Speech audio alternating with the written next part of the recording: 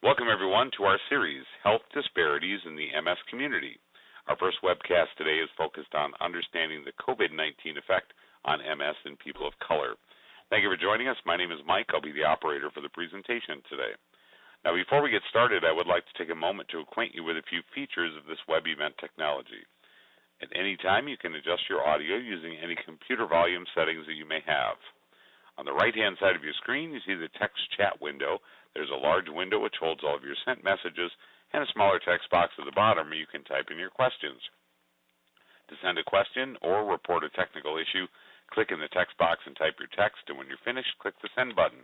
All questions you submit are only seen by today's presenters, and your questions will be responded to near the end of our presentation today. At the conclusion of our program, we will also prompt you to complete an evaluation. Your feedback will help us improve our future programs. We are joined today by our moderator, Marie LeGrand, Director of Education and Healthcare Relations and Grant Management with the Multiple Sclerosis Association of America, and our speaker, Dr. Mitzi Joy Williams with Joy Life Wellness Group, MS Center. So at this time, I'd like to turn the microphone over to our moderator, Marie, for opening remarks. Welcome to the program. Good evening, everyone.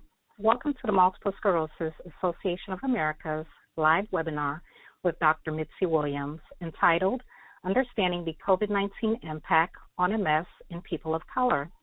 I am Marie LeGrand, Director of Education, Healthcare Relations, and Grant Management for MSAA, and your host for the program this evening. We are pleased to bring you a new series focusing on health disparities in the MS community. This program is designed to bring awareness and help you stay informed on updates surrounding the COVID-19 pandemic. This program has been made possible through educational funding from Bristol Myers Squibb, EMD Serono, Genentech, and Sanofi Genzyme. You will have the opportunity to ask Dr. Williams questions at the end of the presentation. I am honored to bring back Dr. Mitzi Joy Williams. Dr. Williams is a neurologist and serves as the founder and CEO of the Joy Life Wellness Group, MS Center in Union, Georgia. In this position, she provides personalized MS care delivered with expertise, compassion, and joy. Dr. Williams is considered a subject matter expert in neurology and MS. Joy Life Wellness is your final destination in a quest for comprehensive and compassionate MS care. They not only provide in-person medical care, but also telemedicine. Dr. Williams has over 15 years of experience in the field of MS. She received her undergraduate degree in neuroscience and behavioral biology from Emory University in Atlanta, Georgia, and received her Doctor of Medicine degree from Morehouse School of Medicine, also in Atlanta. She completed her internal medicine internship, neurology residency, and MS fellowship at Georgia Health Sciences University in Augusta, Georgia, where she received numerous awards and scholarships and served as chief resident of the neurology residency program. She has spearheaded and participated in multiple steering committees and work groups to further research in underserved populations with MS, with a focus on the African American population, and she has also recently joined efforts to increase diversity in clinical research and educate the community about the importance of research participation. Through collaborations with national and international MS committees, such as the National MS Society, she advocates for people living with MS to share in the decision-making process with their healthcare teams to combat this disease. Without further ado, please welcome Dr. Williams. Thank you so much, Marie, for that amazing introduction, and thank you to the MSAA and to Impact Education for sponsoring this program. I'm so excited to be here with you all this evening and to talk about a topic that is very important to me, understanding the impact of MS, but also now of COVID-19 in the minority community. So we'll just jump right into it. Here is my disclaimer. You know, one of the things that's so interesting about COVID-19 is that really we're gaining information at a very rapid pace. So any information that we give, we certainly could learn more information even the next day or the next week.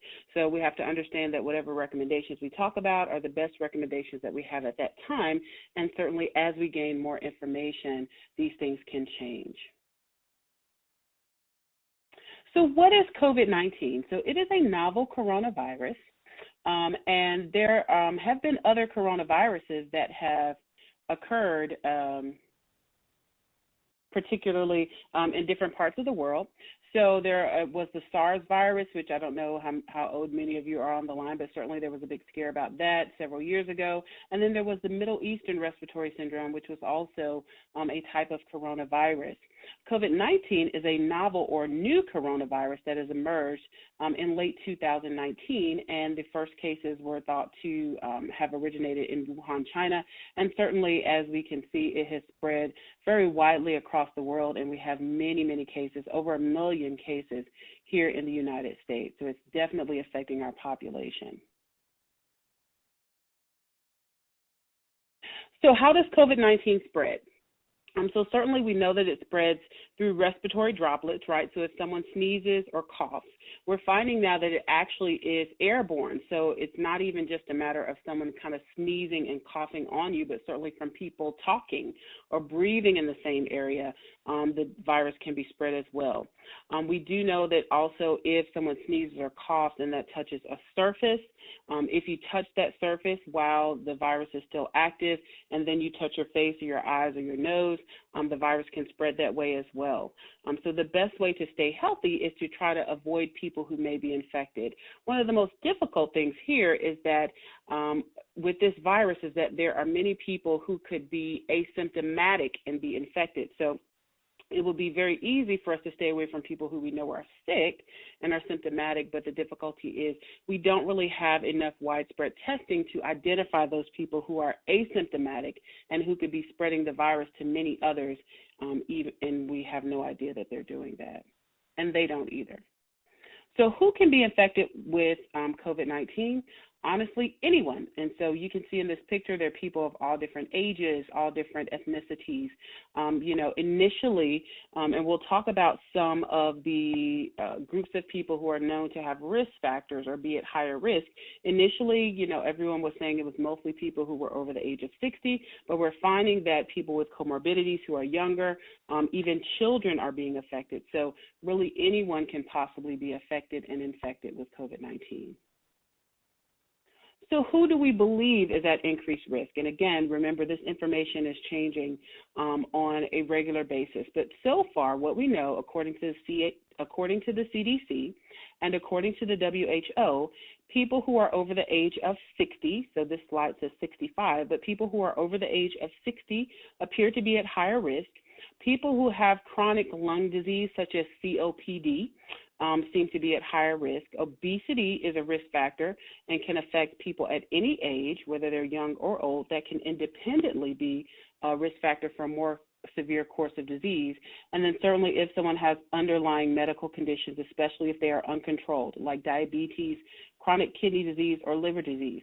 And then those who are immunocompromised can possibly be at increased risk. And similarly, the WHO said people with underlying conditions, high blood pressure, heart problems, or diabetes could be more likely to develop severe illness.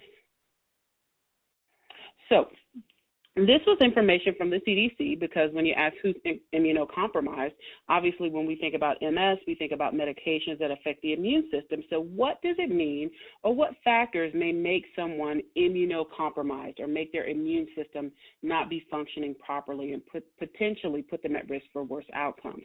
So certainly prolonged use of steroids in some cases can weaken the immune system.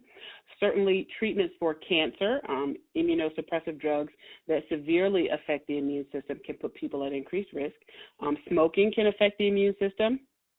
Poorly controlled diabetes, of course, untreated HIV, which could develop into AIDS, and then those who have undergone hematopoietic stem cell transplant could also be at risk, primarily because the medications used to help prepare for stem cell transplant are cancer treatment drugs or chemotherapies. So what are some of the current theories about the risks of COVID-19 in people with MS? So again, most of our recommendations are based on the first theory, which is in the blue box.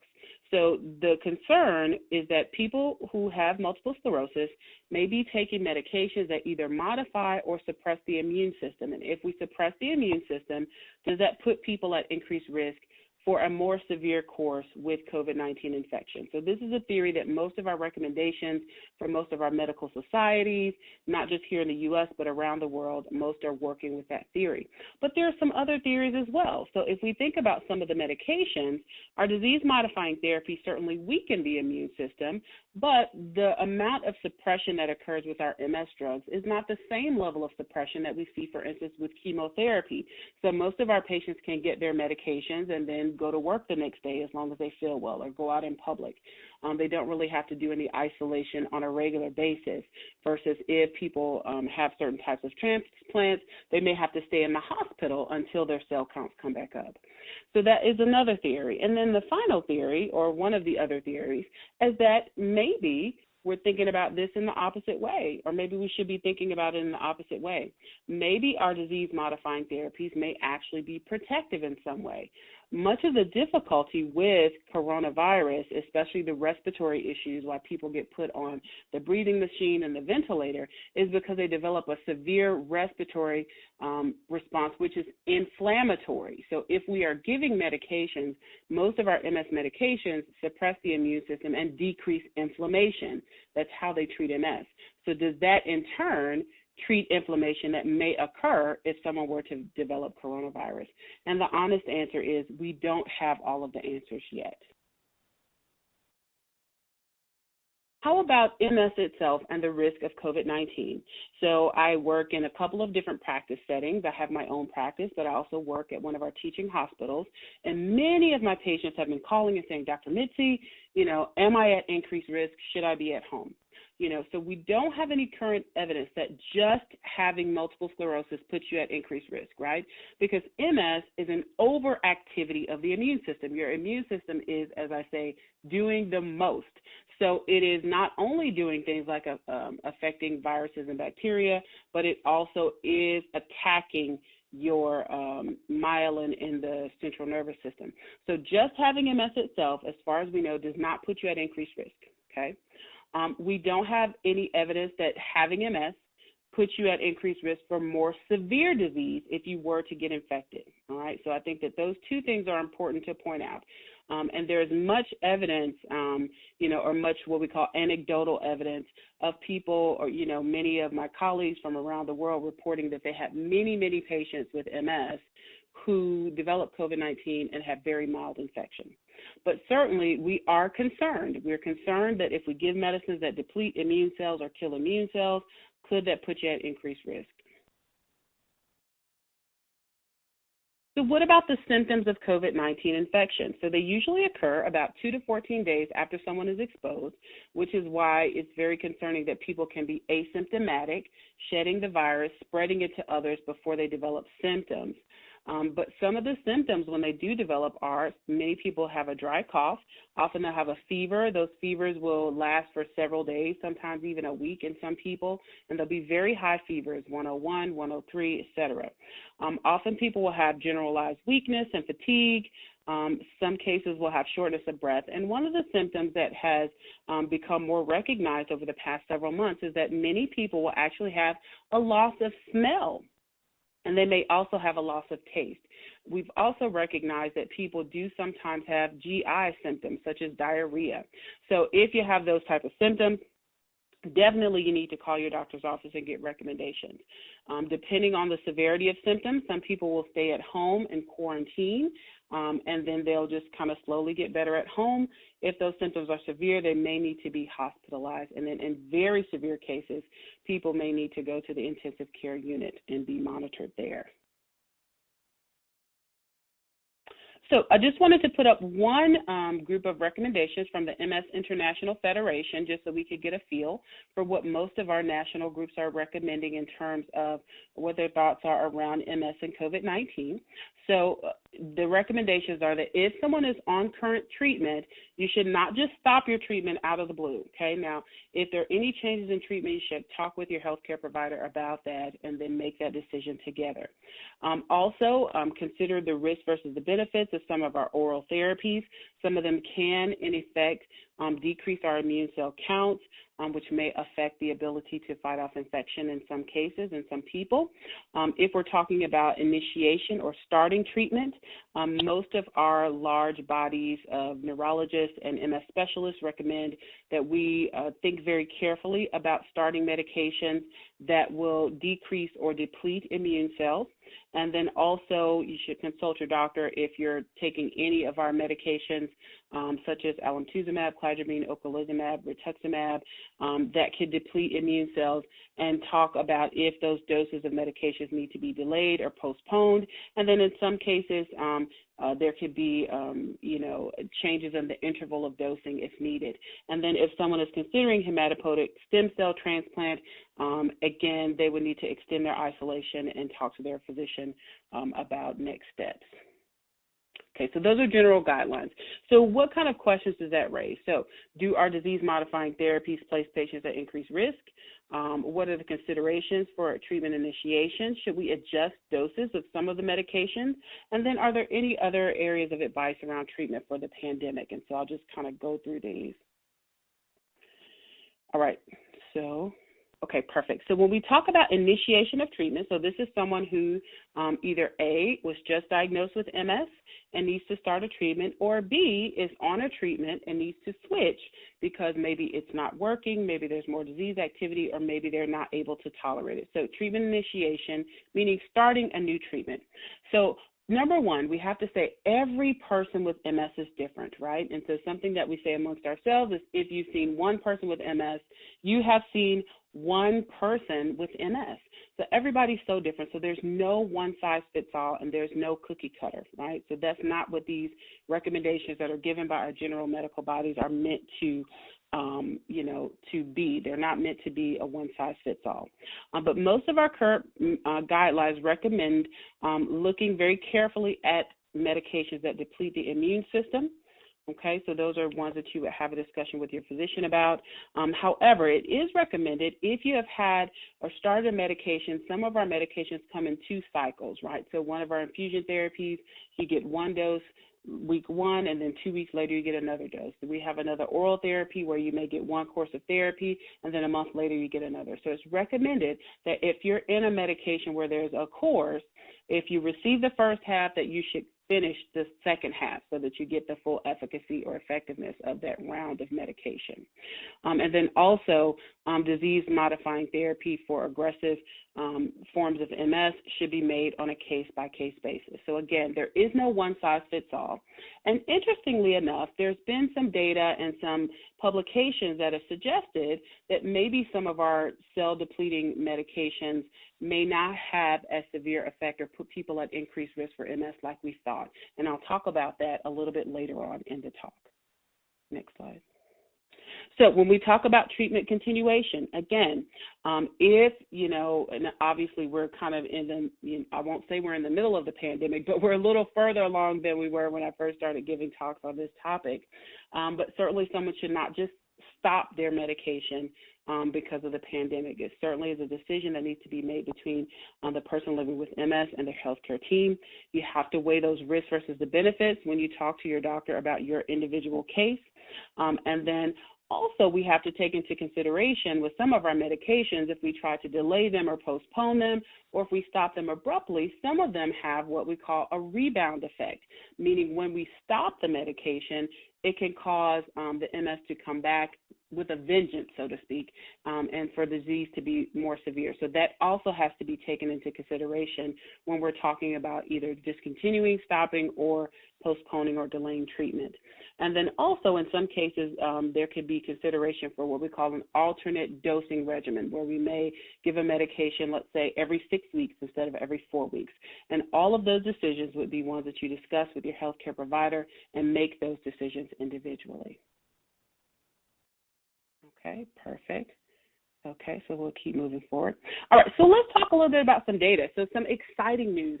One of the things that's been so amazing about this pandemic, even though it's been devastating to much of the world, is that there has been such a collaboration from scientists from all over the world to try to better understand what's going on so that we can treat people effectively.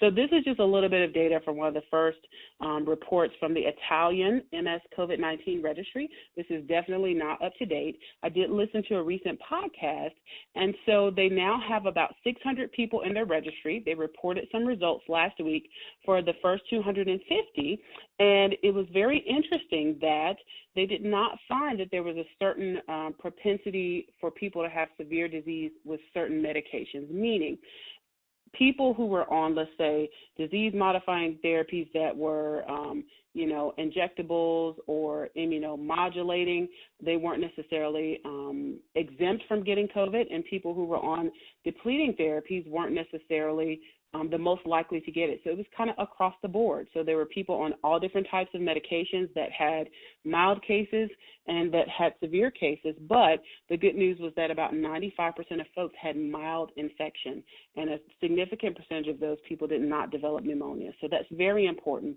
There also was some data presented from some preliminary data from one of our depleting therapies where they had about 100 people on ocrelizumab, and there didn't seem to be, it didn't seem from that small number of people that there was severely increased, that everybody did not necessarily have a severe course of disease. So we have some encouraging results, but again, these are very small numbers. It's hard for us to make generalizations, but at least we're learning more and more about how the disease is affecting MS patients.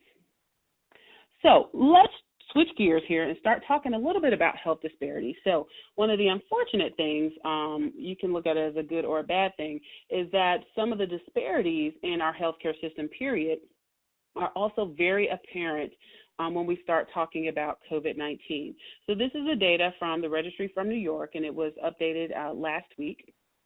And so just looking at the hospitalizations and the confirmed deaths based on ethnicity. So we can see that, unfortunately, African Americans are kind of at the top of the pack across the board here. So in terms of non-hospitalized cases, there were more African Americans in terms of non-fatal hospitalizations, and also in terms of confirmed deaths. We can see that African Americans are kind of at the top here, and then Hispanic Latinos are second.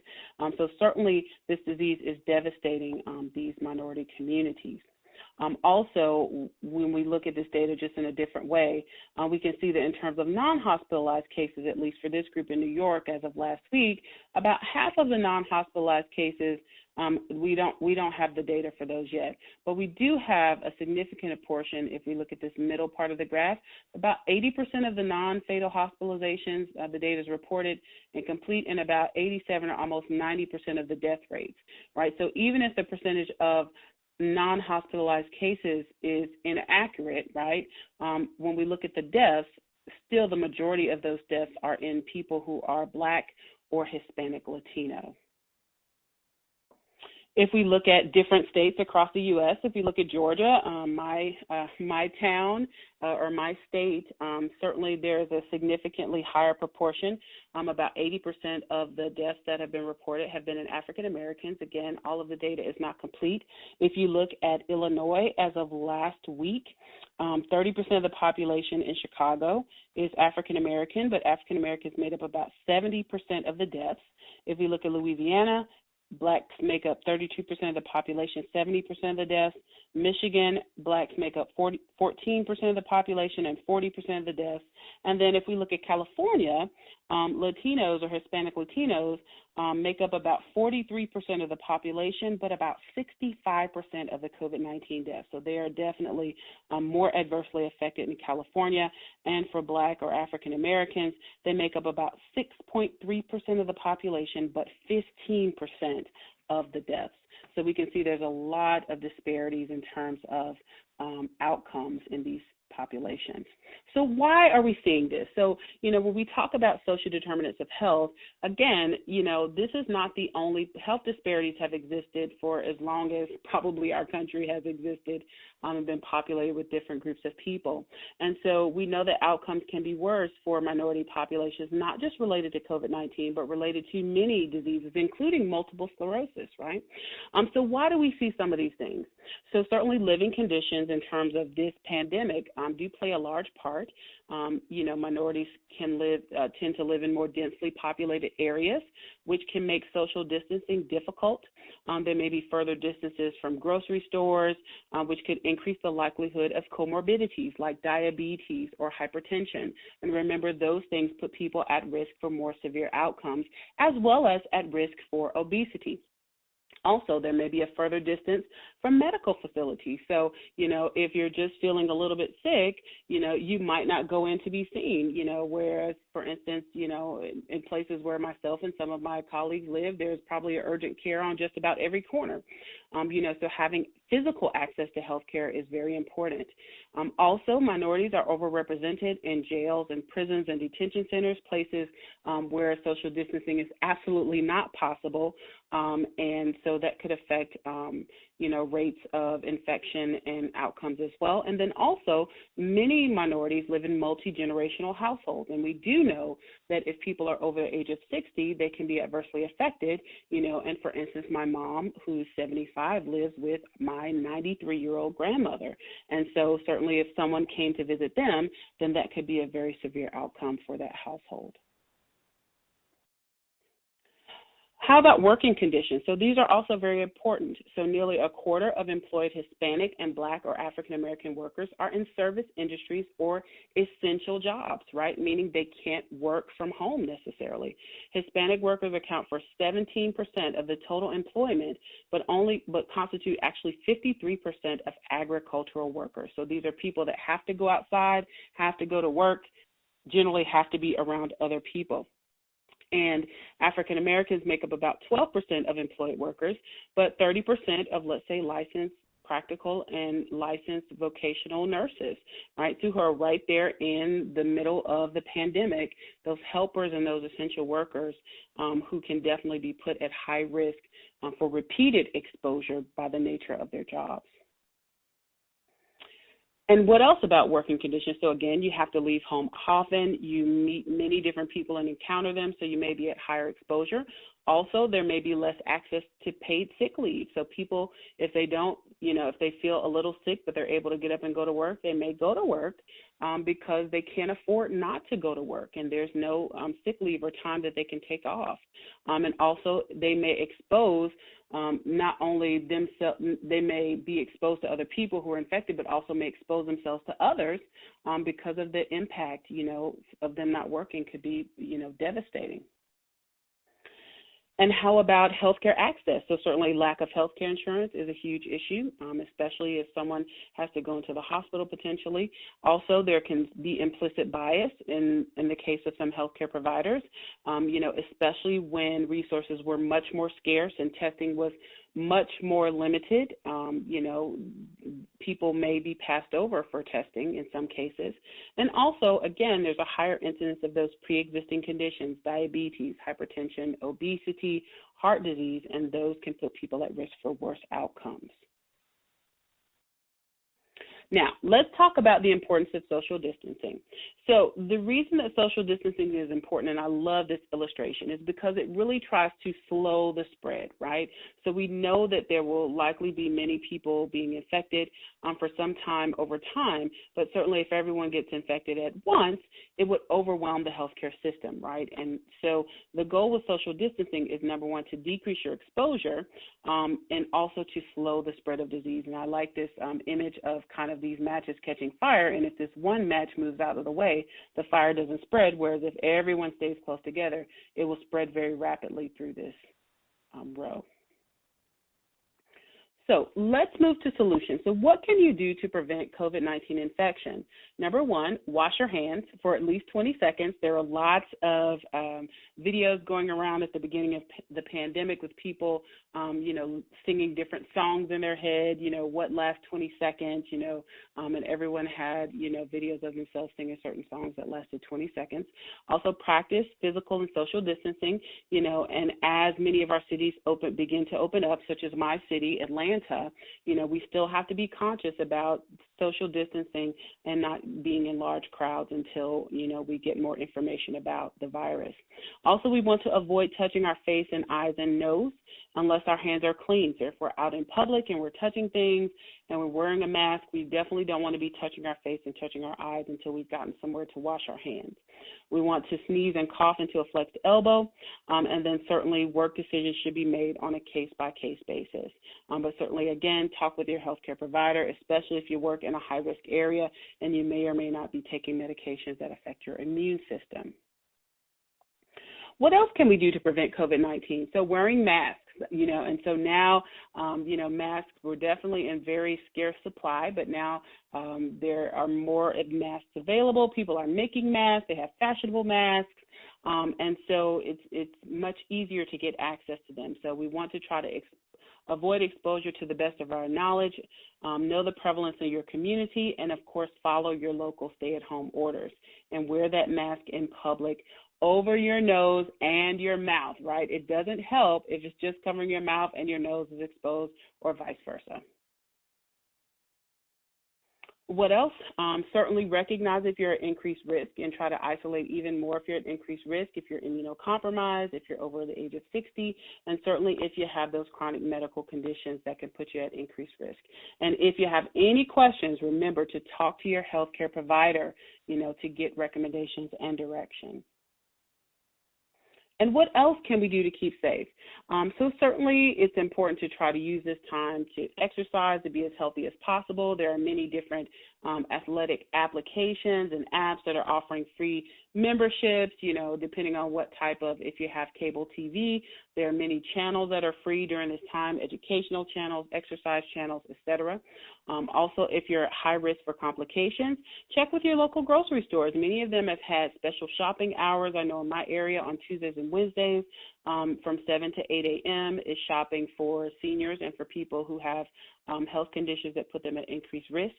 Make sure that you're wearing that mask and washing your hands as soon as you re-enter the house.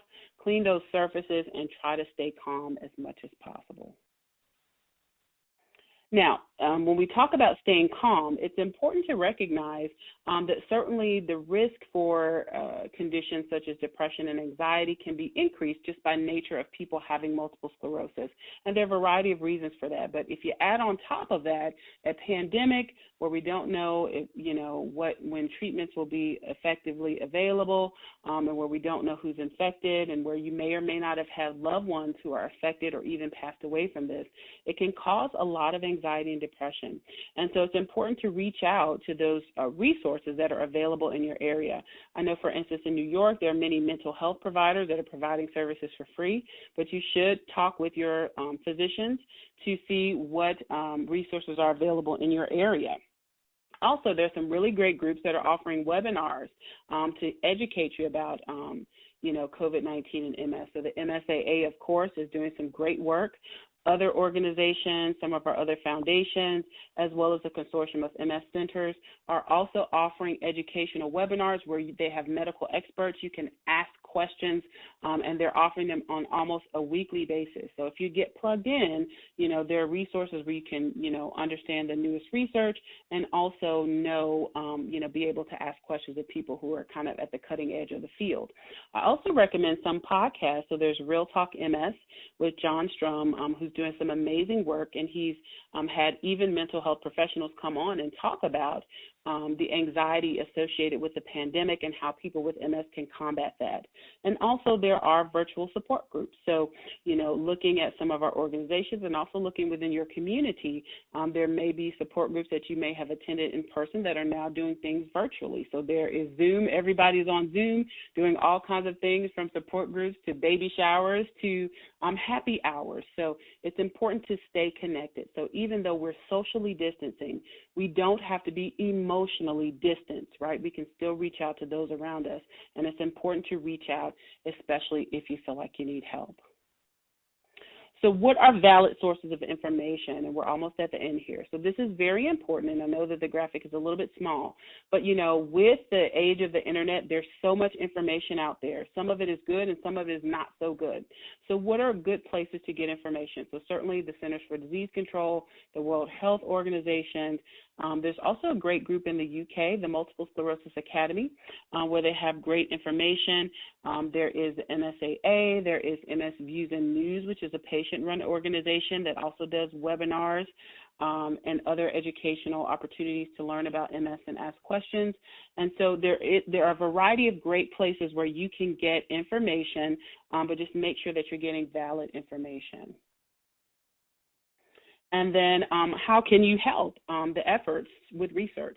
So as I said, the global community is really banding together to try to see how we can best treat and understand COVID-19.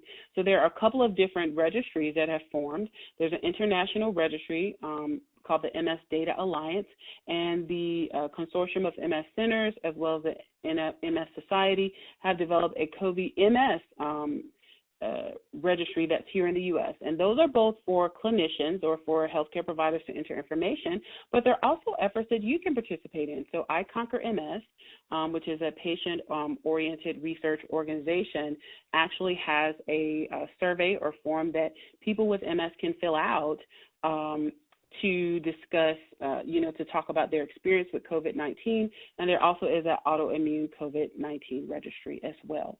So there are ways that the community is coming together, but there are also ways that you as a person living with MS can participate in contributing to the body of knowledge as well. Also coming soon, a group of my colleagues and I have been working very hard for the past few years to develop a registry for African Americans with MS, which is almost ready to go online, and it will be the NAAMS or NAMSAR, the National African American MS Registry. So be on the lookout for that in the next couple of weeks. There'll be an announcement about that to basically help understand MS in the African American community. And also, if you want to find me, this is where you can find me. I am the Nerdy Neurologist on most of my social media platforms, and I am, doing my best during this time at home with my family to try to keep the community educated, to encourage everyone, and also to provide solid information, not just about the pandemic, but about how people can live well with multiple sclerosis. And with that, I will end my talk with my favorite slide. All I need is peace, love, and a freaking cure for multiple sclerosis. Thank you so much for your time and attention, and I will hand it back over to Marie so that we can answer some questions. Thank you so much. All right. Thank you so much, Dr. Williams.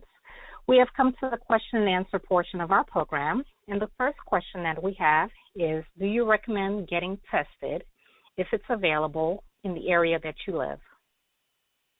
So that is an excellent question. So, if there's availability for testing, honestly, and you can get tested, I see no problem with people getting tested, right? The goal is to try to capture the people who are asymptomatic, right? So there are many people that are walking around that don't have symptoms and who may not ever have symptoms but can spread the virus. So if we know, knowing your status, I think would be important. And so if there's access to that testing, then certainly I would recommend it.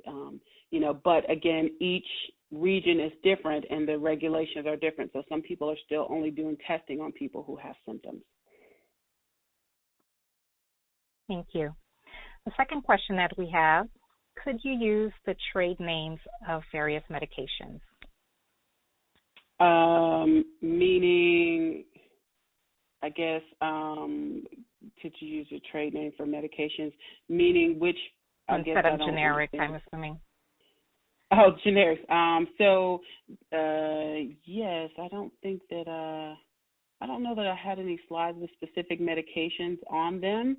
But for instance, medications that are, let's say, B cell depleting therapy, so that would be Ocrevus. Also our medications that deplete immune cells would be cladribine or Mavenclad and Lemtrada or alemtuzumab. So those would be the trade names of those medications that actually deplete immune cells. And if I can take just a moment to refresh everyone's memory for the attendees, if you do have any questions for Dr. Williams, please use that Q&A panel. It's located on the right-hand side of your screen. Simply type in your question and click on the send button below that. So with that, I'll turn things back over to Marie to continue on through the questions we've received. Thank you. The next question that we have, do we have a registry for people of color? So we have one that is on the way. So there is actually a registry. So there's a consortium called ARMS that was formed by Dr. Liliana Amescua and Dr. Ankel Chenea in Puerto Rico, as well as several other physicians. And that is looking specifically at the Hispanic Latino population in different parts of the U.S. So there is that registry. And then the NAMSAR, let me go back. So this registry actually will be online within the next couple of weeks. So there'll be some announcements if you keep up with my social media page, and websites. There'll be some announcements about when this registration becomes public, and it will be a survey form of registration that people can fill out to help inform us about their multiple sclerosis, their disease. Does taking the public transportation, like the bus, increases exposure? So taking public transportation potentially would increase exposure because you would be around other people in a very enclosed space. So certainly we can't recommend that you don't take the bus if that's the primary mode of transportation that you need to get around and do what you need to do. But certainly in those instances, it would be important to try to wear a mask and to try to space yourself so that you're as far away from other people as possible. Should I continue with my Ocrevus infusion? So again, decisions like that have to be made on an individual basis, So as I said, in the beginning or initially, most of the recommendations from our bodies of research experts still recommend caution with medications that can deplete the immune system. But certainly, as I said, from the Italian registry as well as from the other registry, we're finding that at least from small numbers of people, that people on some of our B-cell depleting therapies don't necessarily have a severe course of disease. So we're finding out more information about what's safe and what actually puts people at risk, but each of those decisions has to be made on an individual basis with your healthcare provider. Okay. Does taking Tecfidera make me more at risk for COVID-19? So in terms of Tecfidera, one of the concerns with Tecfidera specifically is that a small number of people can have lowering of their white blood cells. So theoretically, for those who have that side effect, they could potentially be at increased risk. However, if one does not necessarily have that side effect, then so far this medication has been put by most of our groups in an overall kind of safe category. So the caveat or the exception to that would be those people that have that side effect where it makes their white blood cell count very low. As a person with MS, one should be aware of temperature rising that signal a relapse. How would this differ from COVID-19 symptoms? So again, temperature rising from external causes, like you going out in the Georgia sun, would be very different than someone developing a fever. So again, when someone develops a fever or has increase in temperature, it can temporarily worsen symptoms of MS, but not always cause an actual relapse. It will cause what we call a pseudo-relapse. So when MS, long time ago, before we had MRIs and many of the fancy tools that we have now, the way they used to diagnose MS was something called a hot bath test. So if you put someone in a hot bath and they were weak when they came out, they had MS, because we know that heat temporarily makes the symptoms worse. So, with COVID-19, the symptom would be a fever, right? So if you measure your temperature, your temperature would be like over 100.4, which is a fever. Whereas if you were out in the heat, even if your body got overheated, it would not necessarily give you a fever. So it's not quite the same thing. I hope that answers the question. Thank you. Why do you think African Americans are more vulnerable to COVID-19? So again, many of those social determinants of health, so again, being in crowded spaces, many having to be essential workers, not being able to telework or work from home, maybe being hourly workers. So if someone is not quite feeling their best, they still may go to work because it may be financially devastating for them not to go to work. And not having that paid sick leave. So there are many different reasons, but, I believe that the outcomes are very similar to what we see with many other health conditions. And so one of the hopes is that with this really bringing these disparities to light, that it will really affect legislation and that many of the larger bodies of scientists and policymakers will take notice of this and hopefully improve outcomes for these populations in all disease states, including COVID-19. Any predictions on when a vaccine will be ready? So it's a moving target. So there are many different companies that are working on this.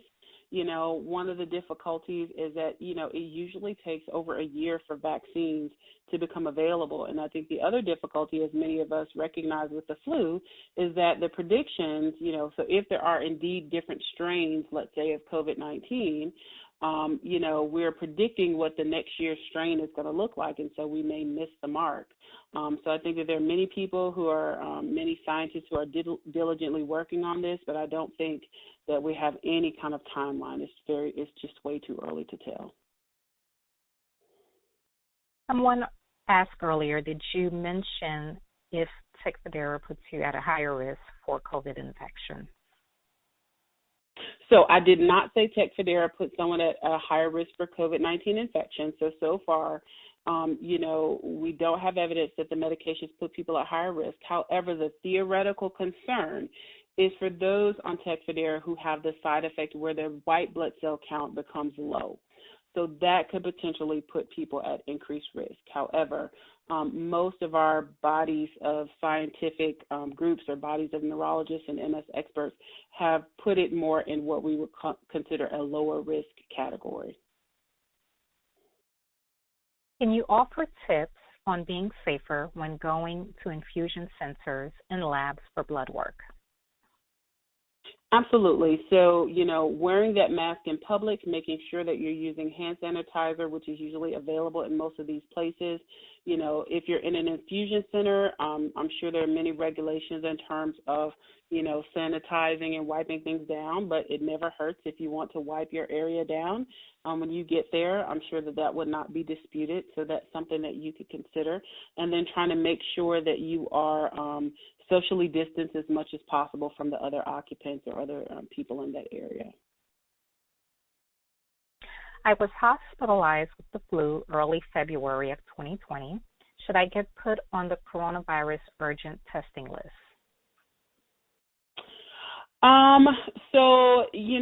There has been some information going around about whether people could be co-infected with the flu and coronavirus. Initially, we thought that the co-infection meaning you've got the flu and corona at the same time. We initially thought the co-infection rates were low. They may be a little higher than we suspected in adults. But again, the testing depends on your area. So for instance, in my area, they are now starting to do some testing in asymptomatic people. So if that is available, then you could consider that. But certainly just having the flu itself doesn't necessarily put you at increased risk for coronavirus and necessitate testing, especially if you've gotten over those symptoms. Do you recommend wearing a mask when you are at home with your family? So I've not been recommending that people wear masks at home with their families, unless your family has been, out and about, not wearing a mask, or you have other people come inside your home. But no, I've not recommended that people routinely wear masks at home with their family. Since there are a few states opening up, is it safe to go to your doctor's appointment?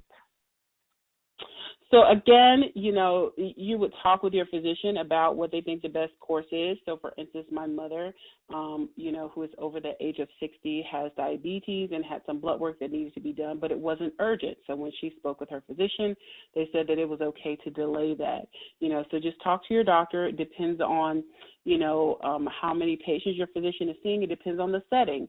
Some outpatient clinics are inside of a hospital, which could potentially put you at higher risk, so to speak, versus an outpatient clinic that's just like a flat building. So, if in doubt and you have an appointment coming up, just call the office, and ask them if they feel like your visit can be done remotely. Many doctors are doing telehealth or telemedicine visits, and that may be an option if they feel like it's appropriate. Can you please help us understand the difference between the risk of MS and the risk of COVID-19? So the risk of MS, I guess I'm not really sure I understand the question. So there are two things that we're talking about with COVID-19.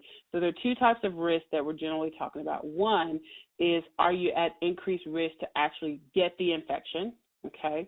And then two, are you at increased risk to have more severe problems when you get the infection? And so even though they seem like they're about the same, they're slightly different, So with MS, the risk factors for MS and COVID-19 are completely different, So it's a respiratory virus, so anybody that's around somebody who's breathing or sneezing or coughing and has it, it could be at risk, whereas MS is not transmitted in that way.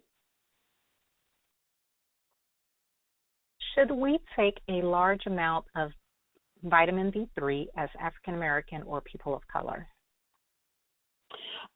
So there's been some information going around about vitamin D3 and COVID-19. I think the jury is still out where that's concerned. Now, in terms of MS, we know that low vitamin D is a risk factor for multiple sclerosis. So we usually recommend, if that's low, and again, your doctor can check that, then it would be replaced. And each physician has a little bit of different guidelines about how they replace it. Some people give a large dose once a week.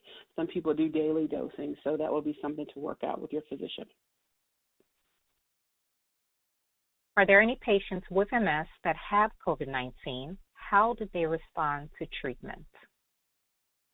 Right. So there are not yet any approved treatments for COVID-19. There are several medications that are being looked at. Hydroxychloroquine was one that was initially being looked at that later has been found to not be very effective and actually cause heart side effects, so it's not used very much anymore. There's a newer one called remdesivir that's an antiviral medication that's currently being tested with COVID-19 patients. Now, from the Italian Registry, which we talked about a little bit earlier on, they reported their results last week of about 250 folks, and about 95% of the people had very mild symptoms who developed COVID-19, okay? So, again, those are very small numbers, but from what we see, it's not necessarily, so having MS, and even those people were on medications and on, all of our different medications. So just the nature of having MS does not necessarily mean that you'll have a bad course with COVID-19 and that you won't recover. You mentioned legislation that can be improved. Any thoughts on what we can do to help move that forward? So I think that, again, making sure that this information is in the forefront, collecting as much information as we can. If there are data, I'm sure from these registries, they will be published, and just making sure that we're bringing to attention that these health disparities are literally causing people to die, and I think that this is a good time for those of us who are in positions as advocacy groups, as people who have contacts with legislators, to really kind of make sure that we're bringing this to the forefront of people's attention and helping to shape some of the policies that may affect or decrease these disparities in the future. Are there concerns regarding patients on Tysabri with the risk of PML, and if they are infected with the coronavirus? So initially, Tysabri was on the was considered by most of our scientific bodies to be safe, and generally it still does fit in that category. Again, this is a moving target, right? And most of these are theoretical risk. But in recent weeks, we have found that COVID-19 can affect the central nervous system. So there are people that have developed central nervous system problems related to COVID-19 infection. So, each healthcare provider is different in terms, has their own kind of recommendations in terms of what they're doing with their patients who are taking Tysabri. Some people are extending the interval of their dosing, so spreading it out to every 6 weeks.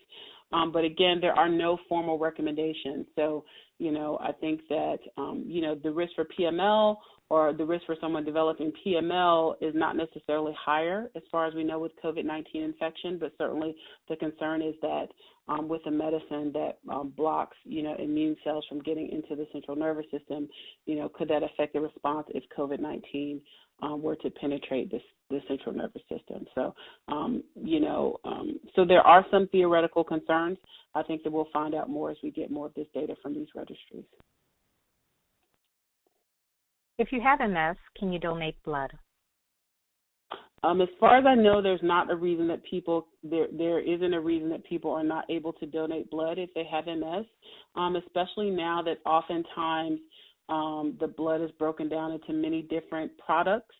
So they take the platelets, they kind of split everything apart, so they don't often give whole blood like they used to in the past. Does Rituxan lower your white blood cells? Rituxan does lower your B cells, so it is very similar to Ocrevus or ocrelizumab. They work by the same way. They both lower the B cells, which are a type of the white blood cells. Can you explain what happens to the immune system when using a DMT? So that's a very broad question that I probably can't answer because all of the DMTs work differently. So it depends on the type of DMT. There are some that modify the immune cells, meaning they cause more of the anti-inflammatory immune cells to be made versus the inflammatory ones, which cause attack. There are some that actually block the immune cells from entering the central nervous system so that there are less of them available to attack. The myelin, there are some that actually hide or sequester the immune cells in different places so that there are less of them swimming around in the bloodstream to cause attacks. So they all have different mechanisms. So there's some that deplete, there's some that hide cells, there's some that block the immune cells. So it really just depends on the medication. So there was a second part to the question regarding Rituxan, and that is, does Rituxan put you at a higher risk? So again, we don't have a lot of data. So Rituxan, again, the recommendations for Rituxan would be very similar to the ones for Ocrevus, which we discussed. That there's data emerging that people who are taking Ocrevus aren't necessarily, destined to have a poor course of disease with MS. But each of these decisions are made individually with your healthcare provider, whether that's the right medicine to take or whether it's the right medicine to continue, whether those doses need to be postponed, et cetera. A couple more questions. Is this really the new normal, or is there any time frame for when things might go back to the world we once knew? That is a very interesting question. I don't know that we'll ever be quite the same, but I do think that things will begin to improve, So, fortunately for us, there are other countries who are further ahead of us in terms of the curve. So we certainly have some opportunity to see how things go as they reopen. Many people are concerned about reinfection rates, which people can be reinfected and have symptoms with COVID-19. So we'll get some more information about that.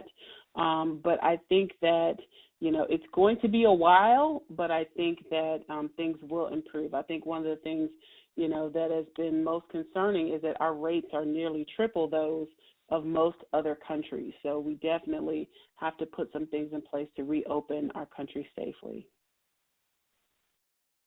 What is your opinion on someone with MS taking supplements to boost their immune system?